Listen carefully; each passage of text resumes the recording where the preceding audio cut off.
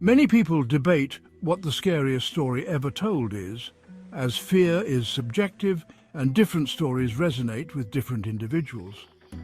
However, some of the most widely considered terrifying stories are The Telltale Heart by Edgar Allan Poe. The narrator, obsessed with the old man's vulture-like eye, meticulously plans and carries out his murder, hiding the body under the floorboards. However, he becomes haunted by a persistent imagined sound, the old man's heart beating under the floor. The growing noise drives him to confess his crime to the police, showing how guilt can unravel the mind. The Haunting of Hill House by Shirley Jackson. Dr. Montague, a scholar of the paranormal, invites several people to stay at Hill House, a mansion with a dark history. Eleanor, a shy and lonely woman, becomes the most affected by the house's strange occurrences, such as doors closing on their own and ghostly writings on the walls.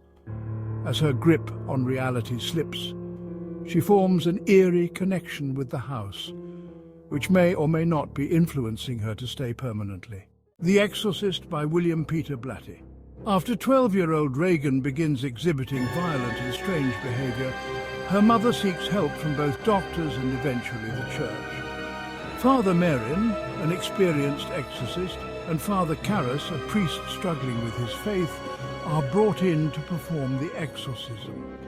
The battle with the demon pushes both priests to their limits, leading to a climactic confrontation that forces them to question the boundaries of their beliefs. The Lottery by Shirley Jackson. In a seemingly idyllic small town, the community gathers for an annual lottery. The mood is casual and festive, but the true purpose of the lottery is slowly revealed. The winner of the lottery, Tessie Hutchinson, is stoned to death by the townspeople, including her own family. The story shocks readers with its portrayal of the senseless violence hidden beneath everyday life and its chilling critique of conformity and tradition. Pet Sematary by Stephen King. Louis Creed and his family move to a rural area near a pet cemetery where local children bury their deceased pets. Judd Crandall, their elderly neighbour, introduces Louis to an ancient burial ground beyond the cemetery that can bring the dead back to life, though not without consequences.